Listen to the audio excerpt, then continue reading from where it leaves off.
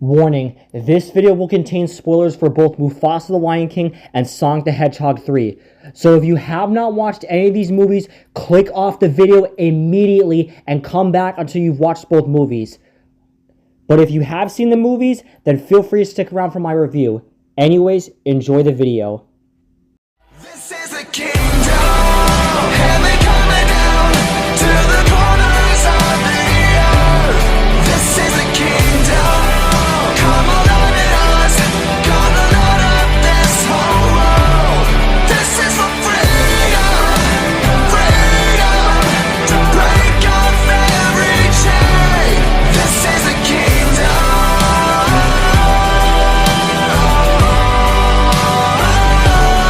This is a kingdom.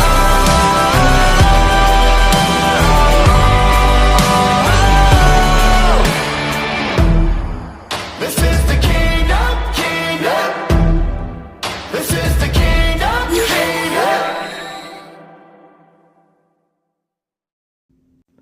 Hey guys, it's Universe Heads here. I'm back in another video, and today guys, I'm back for another review video, which I have not really done in such a long time.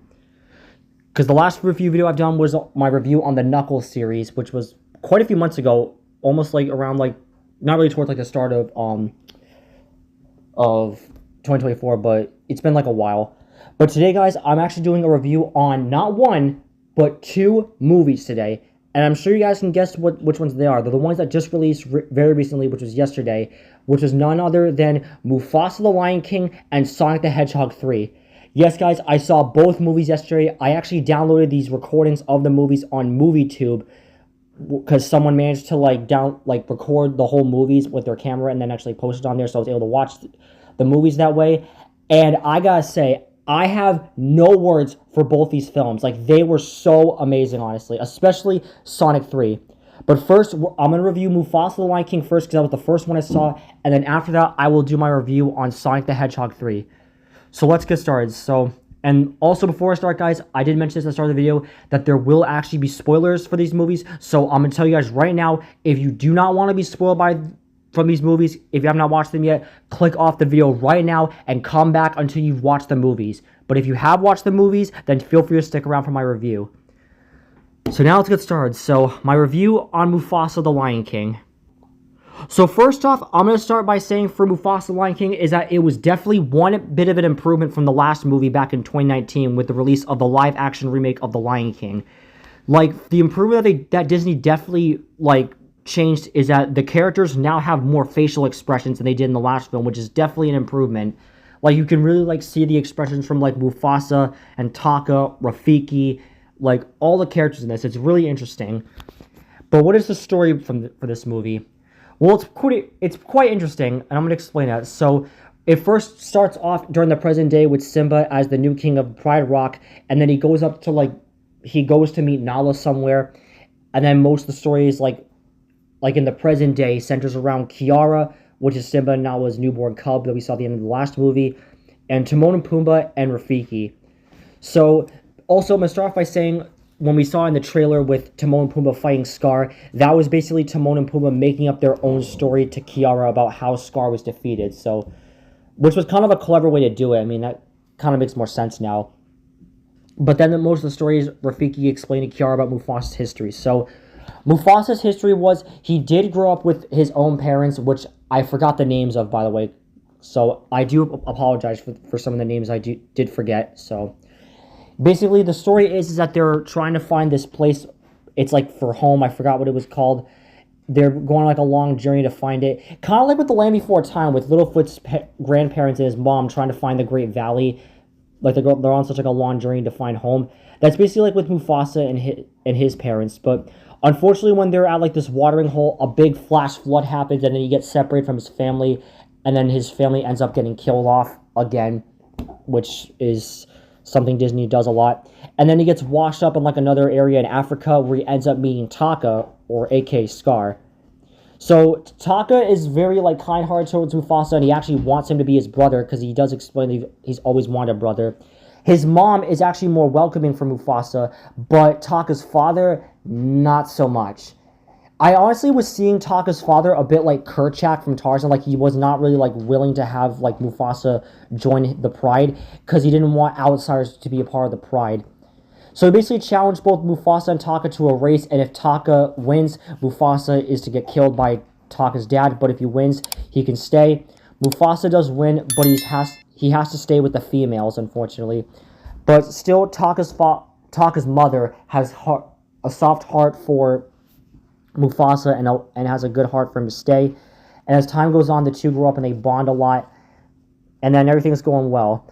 But then soon, we then get a tease of the villain of this movie, which I'm pretty sure it was Kairos. That's actually like the name of the villain, or it's some other way. I mean, I know it's like Kairos, Kiros, but I don't know if that's actually how you say it. I don't know, I forgot. But during a hunt that Mufasa, Taka, and Taka's mother are doing, they're ambushed by some of the lions, and then Mufasa ends up saving Taka's mom's life by pushing one of the male lions into like a branch from a fallen tree, which ends up killing him, and they chase the other one away. And during this, when one of the lions go to scout out where the outsiders are, yeah, they're actually called the outsiders, they find out that they're going to attack the Pride soon, and then Mufasa and Taka are actually forced to be sent away for the safety of the Pride, so that way they can find their home and become king. However, back at the area where the lions are, the white lions, we find out that the lion that Mufasa killed was actually Kairos' son, and now he wants revenge on the lion that killed his son, and also to break the circle. So now he wants both Mufasa and Taka dead. So when they go off on a long journey, Kairos and his Pride do end up following them and stalking them throughout their journey.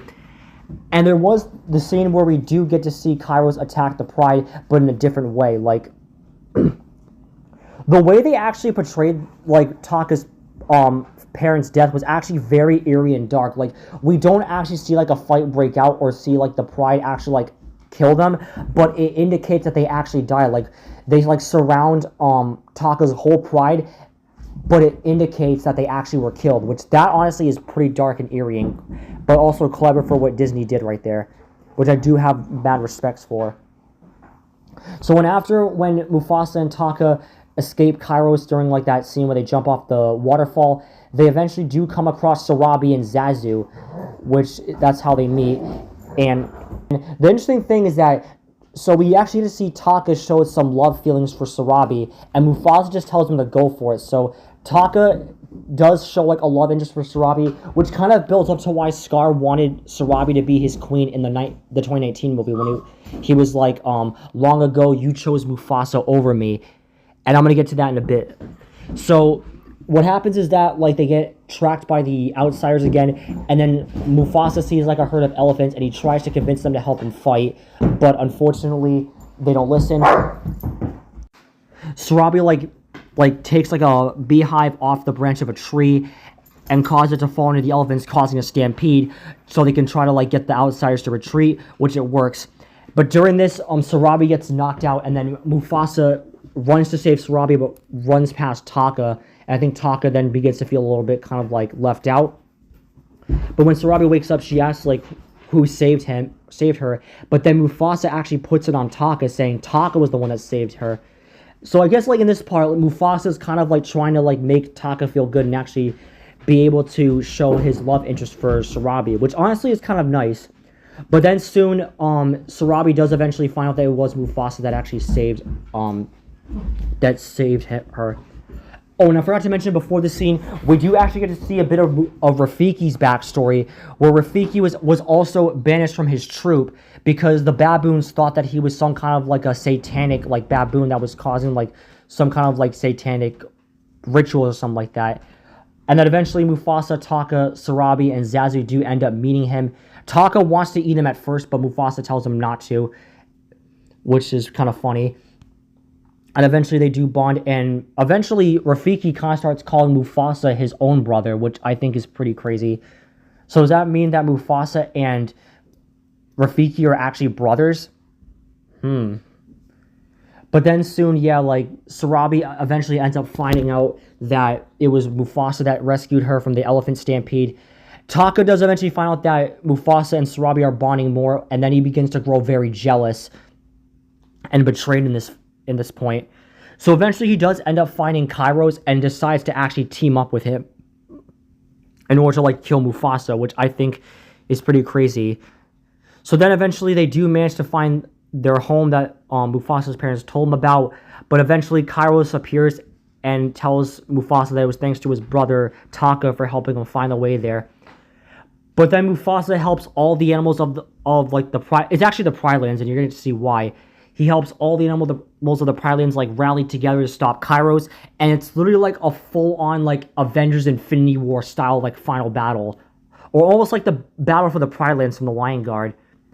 So eventually Mufasa does end up going one-on-one with Kairos. Taka does try to like get to the fight, but eventually he has a change of heart and ends up helping Mufasa out. And this is when it gets interesting, because what happens is Taka runs towards them, and as Kairos is about to finish Mufasa off, he slashes at Scar's eye, then giving him his scar. And that's how, in this version of the Lion King universe, Scar got his scar. Now, this is actually worth mentioning to be the third type of way Scar got his scar. The first one was in the Lion King book called A Tale of Two Brothers, where Scar got his scar from a buffalo named Bulma. The second way is from the Lion Guard Season 3, where Scar got his scar from a cobra back when he was the leader of the Lion Guard. And now in the live-action Lion King universe, he got his scar from Kairos. Like, literally, how many more times are they going to have Scar get his scar? Like, there's, like, so many different, like, ways he got it. Like, which one's the actual official way of how he got his scar? Like, holy crap. But yeah, soon, both Mufasa and Taka team up against Kairos, but then on the surface, Rafiki then feels the ground shaking, and then, like, this cliffside collapses, which, crazy enough, reveals how Pride Rock was actually formed. It was formed from a cliffside that collapsed from an earthquake, which I think is actually very clever, and a very, like, clever detail they put right there. But during Underground, when Mufasa and Taka are facing Kairos, the ground beneath them collapses, and they fall into, like, this water pit. And then how Kairos ends up dying is that Mufasa, like, pushes him underneath where, like, this rock is falling down from the surface, and then ends up crushing Kairos and then drowning him. So kind of like the death that Cretaceous and Maelstrom had in Ice Age 2, come to think of it. But after when Kairos was defeated, Taka ends up bringing Mufasa to safety and pulling him back to the surface and saving his life. But when they make it back to the surface of the place, or of the Pride Lands, all the animals start looking at Mufasa as the true king. But Mufasa kind of denies it, but then he eventually accepts it. And, as well as something even more shocking, we also come to find out that Mufasa's mother had actually survived, which is a shocking turn of events. But unfortunately, his father didn't make it, but his mom had managed to survive the flood and was waiting for him back in the Pride Lands, which I think was a very heartwarming moment. However, with Taka apologizes to Mufasa for everything he's done. Zazu tries to get Mufasa to banish him, but Mufasa makes the decision that as long as he's king, Scar or Taka will have a place in the Pride Lands as long as Mufasa remains the king. But Taka also eventually tells Mufasa to call him Scar to remind him after the things he's done. So it's also crazy because in the Lion King animated universe through the books, Tale of Two Brothers, Scar wanted to be named Scar, I guess because of like how he looked or something like that. And the Lion Guard, Mufasa, gave him the nickname Scar after when he got his scar from the Cobra. But now in the Lion King live action universe, Taka wanted Mufasa to call him Scar to remind him of the bad things he's done. But he respects him as a king, though, as him being king, but I can definitely tell that Taka or Scar was eventually gonna like grow a hatred, because he kind of looked like he was showing a hatred on Mufasa, or like a jealousy, which would eventually lead up to his villain arc in The Lion King 2019. And then it ends off with going back to the present day, where Kiara eventually reunites with Simba and Nala, and then we find out that they had another cub, which is Kiara's brother. Now, it wasn't confirmed about who this was. It was either Kopa or Kion in this case, but they never actually revealed it.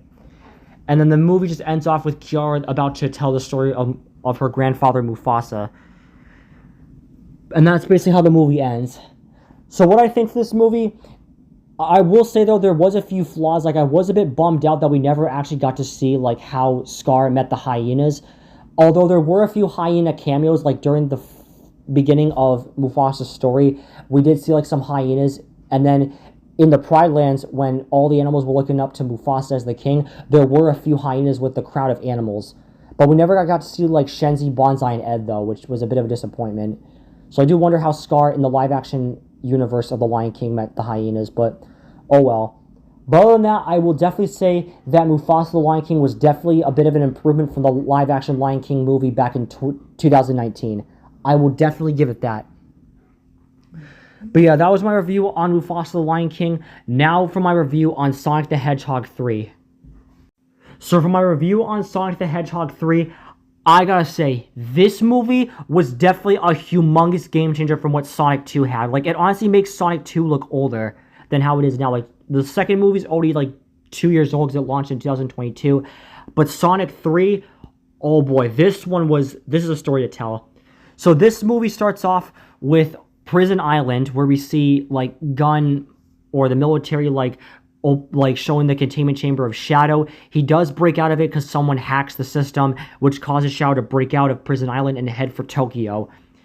And after that, we see Sonic, Knuckles, and Tails having a race, which turned out to be a distraction for Sonic so they can celebrate his birthday for the day he came to Earth back during the events of the first movie, which was nice for them to do. But then soon, Gun ends up recruiting Team Sonic for their help to try and stop Shadow. And this immediately leads up to the first fight, the first confrontation against Shadow, which I would never expect it to be this soon, honestly. Also, a funny thing I noticed during this part when they were about to jump out of the helicopter, Sonic actually said, alright, so it's either Godzilla or Hello Kitty down there.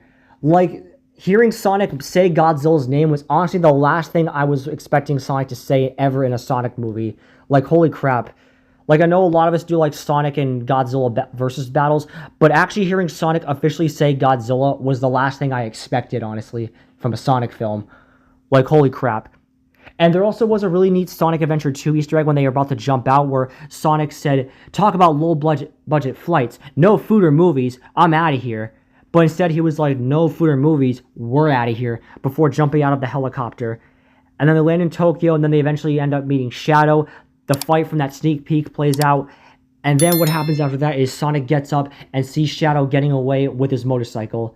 He ends up chasing after him through the streets of Tokyo, and eventually they climb a building, and then that's when they both collide from the trailer. And what happens is the whole power goes out for like a split second, and then it comes back on, and Sonic finds himself handcuffed to like this like pole that he had from the handcuffs that Gun gave him. So yeah, in the sneak peek, that thing that Sonic pulled out, those were like these metal handcuffs that were like completely like bulletproof or resistant to anything. So basically they were trying to like put Shadow in handcuffs and take him to justice or take him into custody. So during this, they realize that it's not a good idea to go after him just yet, and they want to try to get more information from Gun to find out more about Shadow's existence.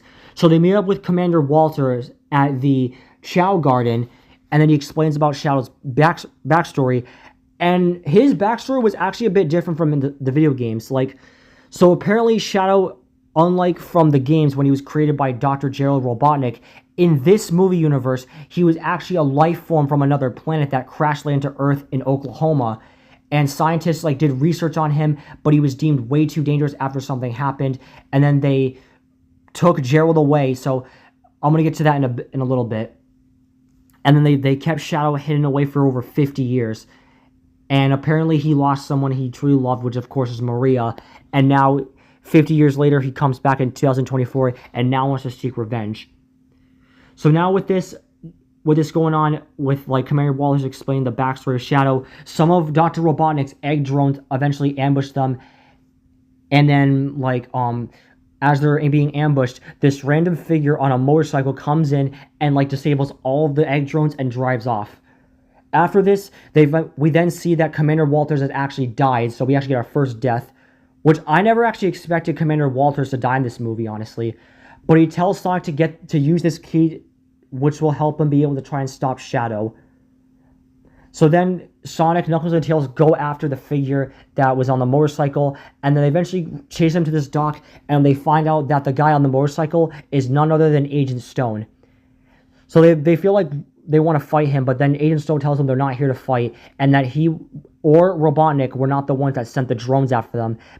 because they also want to get rid of Shadow, mainly because Robotnik doesn't want two annoying fast hedgehogs running around the world. So now he wants to get rid of Shadow too. Also, it's worth mentioning that that Gunn feels that Sonic and his friends were the ones that killed Commander Walters, and now they want to try and get rid of them. So Sonic and the duo do end up teaming up with Robotnik to try and stop Shadow, or actually find out who is the imposter that sent the egg drones after them. Well, meanwhile, Shadow goes back to the military facility that he grew up in, and then we start getting an actual very good flashback of Shadow's backstory, where we get to see Maria have like her bonding moments with Shadow back when they were still like around each other. And we also got to see a younger version of Commander Walters, who was actually played by James Wolk, who, if you don't know, actually played Jackson Oz in the CBS series Zoo, which I find to be pretty interesting. So at first, like, Shadow doesn't really trust Maria at first, but then eventually they do start bonding, and Shadow begins to trust Maria. And all like these little montages that they had with like having fun with each other definitely was giving me vibes from the Project Shadow film we had like 1 year ago, which is pretty fun. Another really cool Easter egg I noticed was when they were having a little movie night where they were watching this horror film called Beware the Alien Freak, and the creature on that movie looked hell of a lot similar to BioLizard in this little film they were watching, but more of like a Showa Godzilla style, which I think was pretty cool. And then we go back to present day with Shadow like he's grieving the loss of Maria, and then he encounters a mysterious figure who then basically is glad that Shadow has made it home. Then Sonic, Knuckles, Tails, Robotnik, and Stone make it to the facility and then begin to explore. They all split up, like Knuckles goes off on his own, Tails and Agent Stone go off in another group, and Sonic and Robotnik take another group. And then slowly, one by one, Shadow begins abducting them one by one. And then eventually, when it's just Robotnik left, he eventually then meets up with his grandfather. And now you might be asking, how is Gerald Robotnik alive? Well, this is why. So apparently, Gunn never executed him in this universe. They actually just kept him in prison for several years. So that is how Gerald Robotnik is still alive in this film. Simple answer right there. So then, this is actually how Gerald Robotnik makes Robotnik evil again. He basically convinced him to join him in getting revenge on the world for taking everything away from him and Shadow. So then, Sonic, Knuckles, and Tails are tied up, and then they try and leave Sonic and his friends for dead by causing the black hole. Sonic manages to throw a ring, and they manage to get out of there before the black hole could consume every last bit of the gun facility. So then, Robotnik, Gerald, Shadow, and Agent Stone begin their plan for world domination. And honestly, we get a very funny like montage scene of like Gerald and Dr. Robotnik having like a grandfather and grandson like montage, which I gotta say was pretty freaking hilarious. However, Agent Stone throughout this film I actually felt pretty bad for, because Robotnik started like leaving him out, honestly, which I understood, because like I understood how Agent Stone felt sad because he and Robotnik were like close friends, and Agent Stone grew close to Robotnik, but then he felt like left out because Robotnik was like bonding with his grandfather a lot more. While meanwhile, Sonic and Knuckles and Tails, they convince Maddie and Tom to help him in their quest to stop Robotnik from taking over the world. Now also, another thing that's come to find out, the key that Sonic had, Shadow does steal it, but they find out that they actually need two of them in order for their plan to work, to power up that spaceship to like power that can destroy or take over Earth. And the last key is located in a gun facility in London. Now, with this going on, this plot, this kind of was all reminding me of Transformers Rise of the Beast, when they had like Scourge had to like find like these two keys to like in order for Unicron to like destroy Earth, basically. That's what it reminded me of. I mean, both these movies are made by Paramount, so it would kind of make sense, honestly. But anyways, so they plan like this big plan to try and break into the facility to try and get the key before Robotnik does. Unfortunately, it goes wrong, and then they end up getting caught, and there's like these booby traps that like turns on or off gravity. And then it's like a whole like anti-gravity fight, almost kind of like the Hollow Earth fight from GXK almost. Now also we do get the scene with like with Tom when he yelled Sonic from the trailer. So he wasn't yelling that because of Shadow. He was yelling that because a piece of debris was about to fall on top of him, but he couldn't move because of the gravity traps. But Sonic managed to destroy the debris before it could crush and kill Tom. But unfortunately, the military sergeant ends up like taking the key, and then Tom has an idea where he disguised himself as Commander Walters so he could abduct the key and get it that way. It works, but unfortunately Shadow meets up with, kind of like confronts him, and then he mistakes Commander Walters for like actually being him, or like confuses Tom for being Commander Walters because he shapeshifts into him. And then he ends up punching Tom, then knocking him out. And then we hear like Sonic say like, "What did you do?" And then Shadow then goes, "What I had to," before disappearing with the second key. So then unfortunately, like Robotnik, Gerald, and Shadow use the key and they put their plan in motion, but they leave Stone out of it, and Agent Stone kind of tries to convince Robotnik not to go along with the plan because he feels that something is really not right from what Shadow told them, and that's when he said, "When we're done, there won't be anything left to rule." So this is actually when we eventually get to see Gerald's true intentions. So Robotnik just wanted to rule humanity, and that was it. But Gerald, he wanted to destroy humanity, so he wanted to use like the cannon from the ship to destroy everything on Earth and turn it into nothing but a wasteland.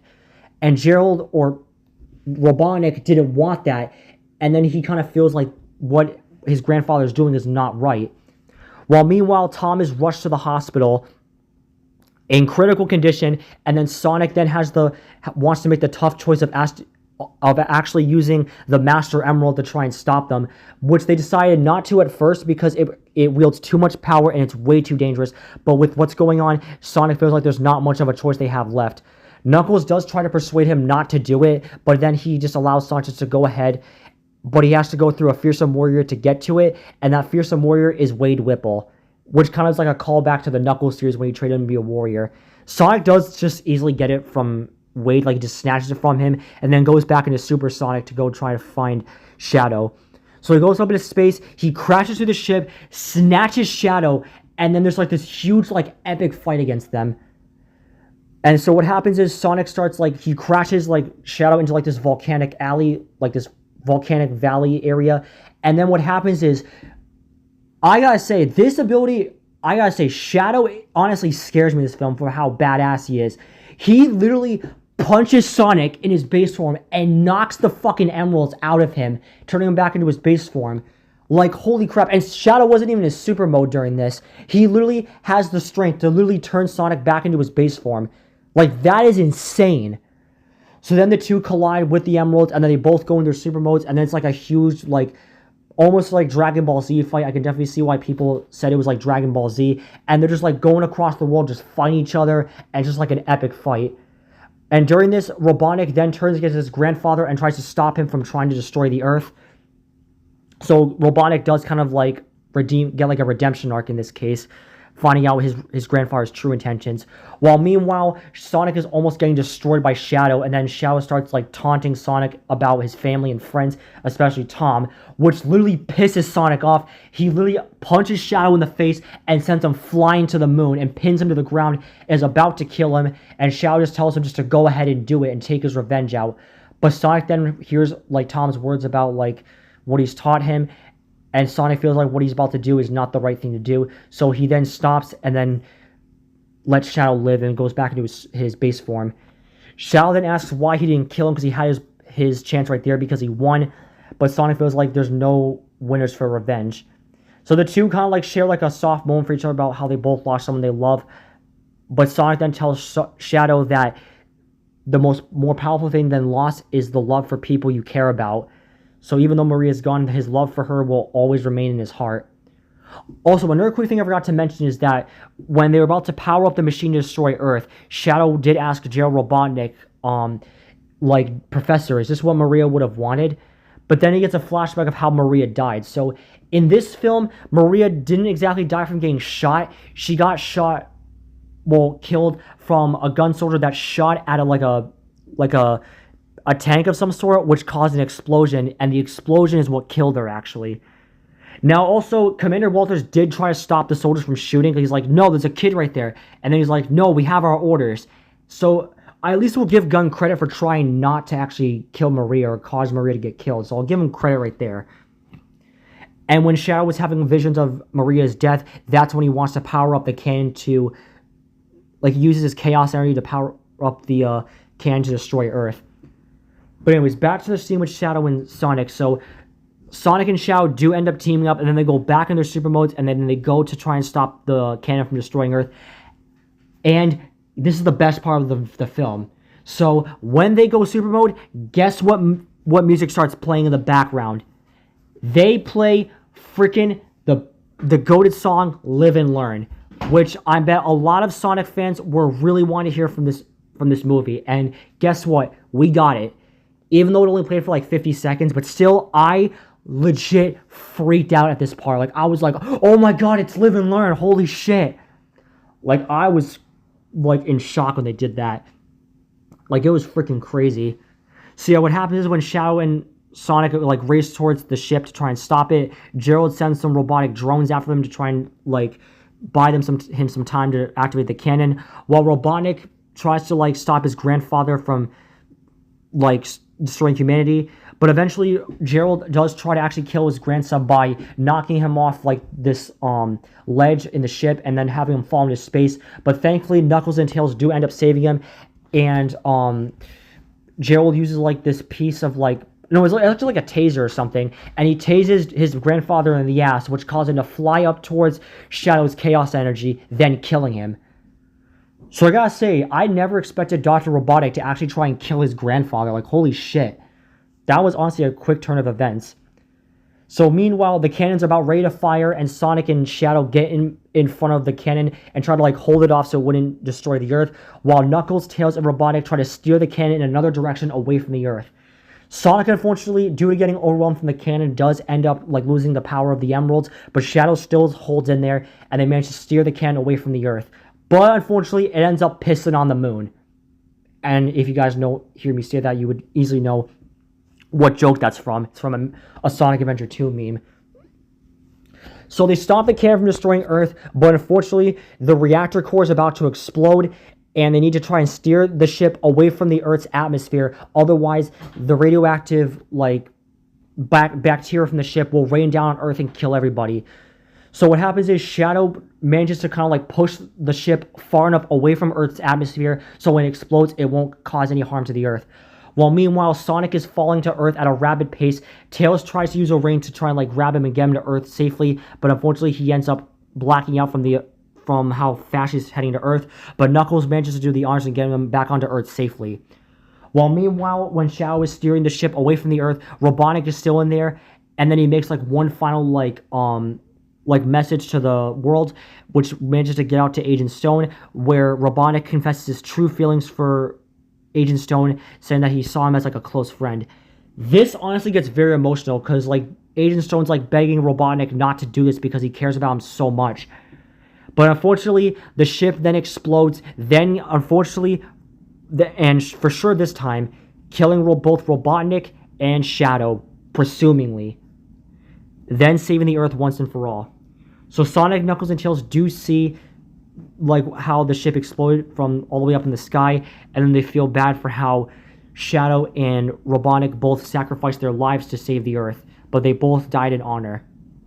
So then we do get a happy ending with Sonic, Knuckles, and Tails reunited, like having a nice time back with Maddie and Ozzy and Tom. So Tom does manage to pull through. He doesn't die in this film. He was just in critical condition and injured, but he does manage to pull through, and he is A-okay, which I will say is a nice thing to have, because I'm sure when the first trailer came out, we all thought that Tom was going to die from that scene when he yelled Sonic, and Shadow like presumably punched him, then killing him. But unfortunately, he did not kill him, which is a relief to hear. Now to get to the best parts of the movie, which is the post-credits. So there were two post-credits scenes, but I'm going to talk about the second one first, because that's actually the least big one. The first one is the biggest one, which will get you guys a lot of you Sonic fans or viewers will get excited for that. So the second post-credit scene shows like a big crater that was caused from like an explosion, and then we see one of like Shadow's like rings that he has like on his arm, and then we see him walk over to the ring and pick it up, then showing that Shadow is in fact still alive. So then they're definitely gonna, at this rate, they're definitely like setting him up for future films or series, because I do know that Idris Elba and Keanu Reeves did want to actually try and do a Shadow and Knuckles series together. So we might see that in the future, or again see Shadow in future films. Now for the first post-credit scene. So Sonic runs through the woods in the middle of the night because he was having a race with Knuckles and Tails. But he gets lost, and then he sees a sign saying, "Welcome to New York State." So then, when Sonic is like seeing his surroundings, a figure is approaching from behind him, and that figure is none other than Metal fucking Sonic. Yes, Metal Sonic is in the movie, guys. Well, during a post-credit scene.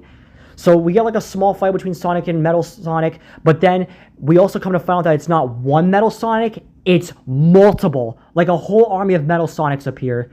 And I gotta say, the way they made Metal Sonic actually looks really good. Like, it literally looks like the actual game version of Metal Sonic. So they did a very good job making him. So then as Sonic's about to get ambushed by all the Metal Sonics, another mysterious figure in pink then ends up annihilating all the Metal Sonics and destroys one more with a hammer. And yes, this is where I know you guys were thinking, and let me say who it is. So Sonic then asks the figure who it is, and then the figure takes off the hood, and wait for it, it was Amy Rose. Yes, guys, we got to finally see Amy Rose in the movie again in a post-credit scene. So I'm sure a lot of you fans were really hoping to see her in Sonic 3, like play a role in the movie, but not in a post-credit scene. But hey, we still got her in the movie, and I also will say, she doesn't look half bad. The concepts that people were doing for her were not that far off, honestly, with her design. We unfortunately do not get to hear her speak, which is a bit of a disappointment, because I'm sure we're all wanting to know what she'll sound like in the Sonic movie franchise. But, I mean, we'll have to wait and see. I mean, she's definitely going to be setting up for Sonic 4, which will be releasing in the next, 3 years in 2027. Because they did confirm that Sonic 4 will drop in 2027, which I'm a bit surprised about, because I was expecting it to be in 2026, because they seem to drop a new Sonic movie after every 2 years. But no, they're doing it this time the next 3 years. But yeah, for what I gotta say for Sonic 3, this was one hell of an adventure, and I loved every second of it. It was crazy as hell. Like, every scene was great. The final battle, of course, was epic as hell. And yeah. So, for my rankings for both this movie and Mufasa the Lion King, I'm gonna give Mufasa the Lion King a, I'll say maybe a 7 out of 10. It was honestly an improvement from the live-action Lion King movie, but it wasn't I'm not saying it was not as good. I mean, it was better though. It was better than the live-action Lion King movie from 2019. But don't get me wrong, I still like that movie. That movie I still enjoy. And for Sonic the Hedgehog 3, I'm gonna give it a 9 out of 10. I will say though, a few things I was bummed out was I was kind of hoping that Sonic, Knuckles, and even Shadow would get more fighting scenes. Maybe see Shadow fight a bit more, in his base form. Same thing with Sonic, but we didn't really get to see too much, really. But I will definitely try and see, use what we got for when this movie comes out in digital, when to do versus battles. So don't worry, guys. I have some very, very good versus battles planned for both Sonic 3 and Mufasa the Lion King when they both release in digital in the coming months, or coming weeks, or whatever time they plan to release these movies on digital. But I have some pretty good battles planned, guys, so don't worry. I have some really good ones planned. So stay tuned for my channel for when those come. But yeah, guys, that was my review on both Mufasa the Lion King and Sonic the Hedgehog 3. I will say Sonic 3 was definitely a great way to end the year off with being a movie of 2024. This was a great way to end 2024 off. We've had a decent amount of movies this year. We've had Kung Fu Panda 4. We've had Godzilla X Kong the New Empire. Deadpool Wolverine. Venom the Last Dance. Kingdom of the Planet of the Apes. All kinds of different movies. It's been crazy this month, or crazy this year.